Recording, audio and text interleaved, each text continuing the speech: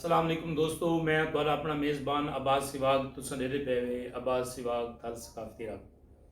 अज जिहड़ा टॉपिक मैं तुसां दोस्तां दी खिदमत विच पेश करन वाला वो है प्रैक्टिस।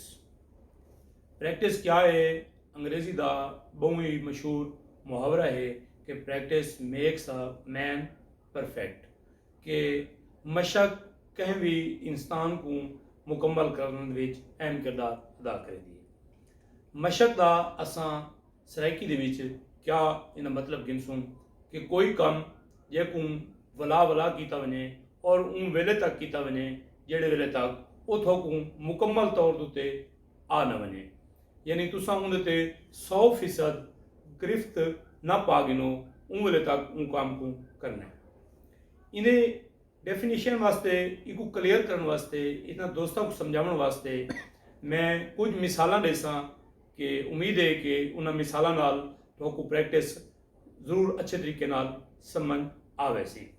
सारा तो पहले मैं तो मेजर ध्यानचंद एक हाकी का प्लेयर है और वो सारा दिन रेल की पटड़ी के उत्ते बाल को भजांदा आई तो प्रैक्टिस करेंदा है और सारा दिन भजावन तो बाद उनके ते पुख्तगी आ गई कि वो गेंद को रेल की पट्टी के उत्ते भजा दिंदा है। जेड़े वेले ओलंपिक स्टार्ट थी तो मैच के दौरान मुखालिफ टीम ने रैफरी को आखा कि ये जो ध्यानचंद है इनकी जी हॉकी है इन कोई जादू है या इन कोई मकनातीस है जिन नाल बाल चिपक वेंदी है और ये एक सीमत उत्ते गिन के टुरदा रह वेंदा है।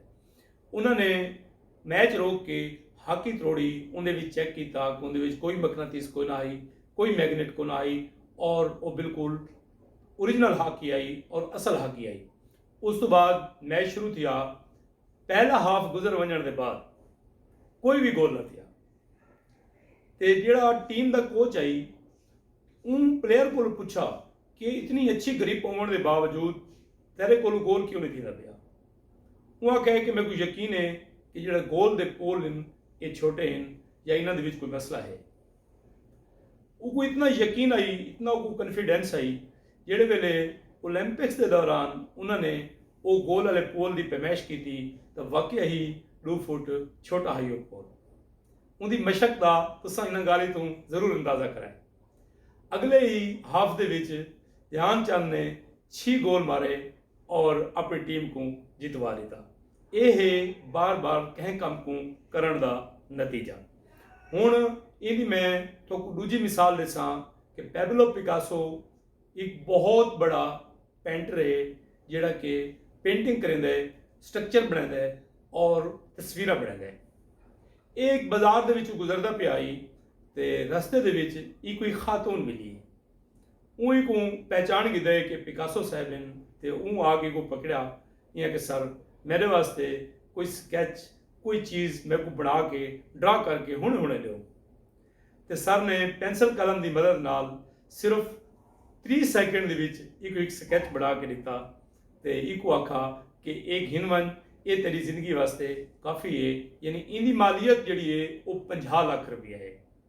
वो लड़की बड़ी हैरान थी, वो हैरानगी जाहिर की थी कि इतना बंदा कि जै सिर्फ 30 सेकंड एक स्कैच बना के दिता है तो मेरे को आता है कि भाई इनकी मालियत जी है 50 लाख रुपया है। खैर वो मार्केट दे विच गई जिथा कि पेंटिंग की मार्केट आई। ऊँ वन के ये आख्या कि भाई ये पैब्लो पिकासो ने ये ड्राइंग बनाई है तो इसकी प्राइस दसो।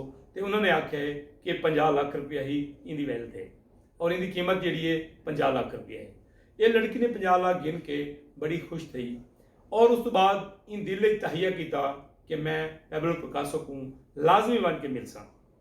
और ये बड़ी मुश्किल के नाल उन्हें घर तक पहुँची और घर पहुँच के इन सारों नाल मुलाकात की थी और सर को आखा कि सर वाकई तुसें कमाल दे वे कि तुसें 30 सेकंड की जी ड्राइंग बनाई है उनकी जी कीमत आई 50 लाख रुपया आई। मैं बड़ी महसूस थी हाँ। तो सर ने मुस्करा के वो आख्या कि आए मिस आए खातून ये 30 सेकंड की जी ड्राइंग है ये करने वास्ते मैं को जिंदगी दे 30 साल लगे।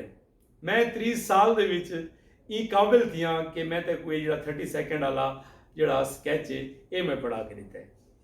और मैं उम्मीद करदा पिया कि तुसां दोस्तां को ये मिसालां जरूर पसंद आंदियां पियां हो सन। मैं तां तुहाडे नाल एक बई मिसाल भी शेयर करेंदा कि शायद तुसां अच्छे तरीके नाल इन प्रैक्टिस को समझ सको। आस्ट्रेलियन एक बॉलर है ब्रैड हॉग, वो अपने पहले मैच के दौरान ही सचिन तेंदुलकर को बोल्ड कर दिया। बड़ी दिलचस्प गाल है, वीडियो को आखिर तक लिखा है, बड़ी मज़ेदार थी वाली वीडियो। सचिन तेंदुलकर को आउट करने तो बाद ये बड़ा जश्न मनाए, ये बड़ा इंजॉय किया है। उस जिहड़े वेले मैच खत्म थे ये बॉल चाह के सचिन तेंदुलकर को पहुंच गए, ये कि सर प्लीज़ मेरे को ऑटोग्राफ लो, तो साइन करके दो। और आज मेरी ज़िंदगी का बहुत खुशकिस्मत डी है, शायद मेरी ज़िंदगी का बहुत अच्छा डी है। तो सचिन तेंदुलकर ने जी लाइन बॉल के उत्ते लिखी है वो बड़ी दिलचस्प है।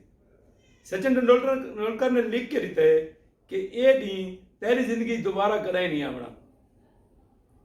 ये लाइन लिखण तो बाद सचिन तेंदुलकर घर बन के सो नहीं पिया, होटलों से बाग के चाह नहीं पींदा रह गया, सारा दिन फेसबुक नहीं देता रह गया, मोबाइल से गेमां नहीं करता रह गया। और उस बंदे ने प्रैक्टिस की है कि मैं कमिटमेंट की है कि ये दिन दोबारा तेरी जिंदगी के विच ना आसी। और उन बंदे ने हर दिन 50 ओवर खेडे, बैटिंग की है, चाहे धूप आई, चाहे अंधार आई, चाहे मीह आई, उन बार बार बार बार ये काम को किया है कि मैं अपनी गाल के उत्ते पूरा उतरा। उस तो बाद 35 मैच वनडे मैच और T20 मैचेस दे विच इंदा आस्ट्रेलिया की टीम नाल दोबारा वास्ता पिया है और ब्रैड हॉग ने एक दफ़ा भी सचिन तेंदुलकर को आउट नहीं कर सका। ये है मशक करन दा, वला वला कह काम करन दा फायदा। मैं दोस्तों तो कोई मशवरा देसा कि तुम दुनिया की कई फील्ड के भी काम करेंदे पे वे, चाहे वो कोई जॉब है, चाहे वो कोई ज़रात है, चाहे वो कोई ड्राइवरी है, कोई भी काम है, और वो वला वला करो, वो वला वला करो और वो वेले तक करो जेड़े वेले तक तो देते 100% यानी वो 100% नहीं वे कर सकते। मैं उम्मीद करना दोस्तों कि मेरी वीडियो तो जरूर पसंद आई हो सी। मेरी वीडियो पसंद आवे तो अपने दोस्तों और फैमिली मेंबर के नाल जरूर शेयर करे सो और मेरे चैनल को भी जरूर सब्सक्राइब करे सो। अस्सलाम वालेकुम वरहमतुल्लाहि वबरकातुहू।